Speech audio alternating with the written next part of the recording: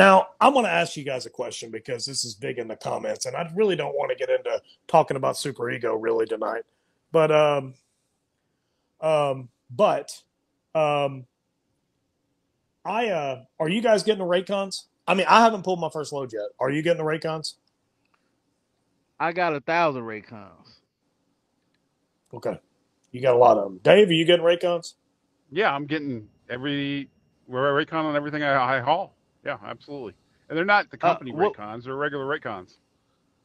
what it is when you get your dispatcher, you have the option to either get a text with the rates on there, or you can tell them to send me the Raycons to my email, and you can go that way. That's how I started it. I got Raycons back with about 2 years worth. But the thing is, everybody keep talking about Raycon. I study the market. You know, I don't move. I just deadheaded from Dallas. I don't move this truck if I feel it's not worth it. So, um, you know, that's like you're crying wolf. I mean, if you really want to worry about your Raycon, then go get your own authority, go run your own truck, and do your own thing. You don't got to worry about none of that. You know, I have a hard enough time battling with these brokers and these truck drivers out here lowballing.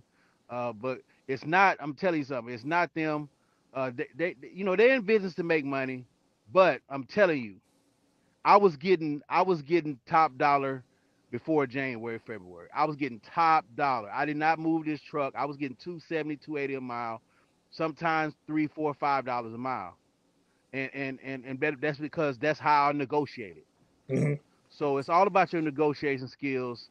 You don't have to move it. You can sit in this truck 4 days out of 7 if you want to. But it's on the owner to understand the market and understand how to position yourself in order to, like you were saying, you make sure you get your money going in because you're gonna get hit over the head coming out. And a lot of guys, they just run with the broker. They run with the broker, and that's just something I never really worried about here because I always got my money, and I didn't focus on that. But some people do. I mean, some people focus on that. So when people talk about all these things, they say all this negative things about the company. Always ask them, what are you doing now? Are you a company driver? Where you at? I mean, are you at a lease that's better than this? What are you doing now? Since I mean, because since this company was so bad, what are you doing? Let me know so I can go there too. So I got all the Raycons. I'm happy with all my Raycons. But I can't vouch for the company. I don't know what they do. Most of their back end office is in Serbia. I'm not in Serbia. I'm not in like that. I'm just a contractor. I don't work for Super Ego, so I don't know what they do. But I've heard it a lot. I heard it a lot, yes. But I just keep on rolling.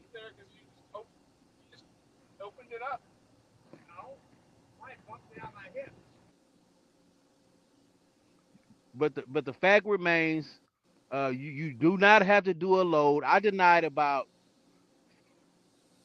6 loads a day, 7 loads.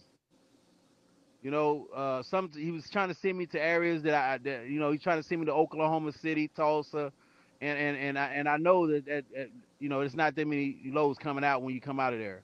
So and the race wasn't good. He was trying to send me places I didn't want to go. I did my due diligence and things like that. So you're not forced to take any load.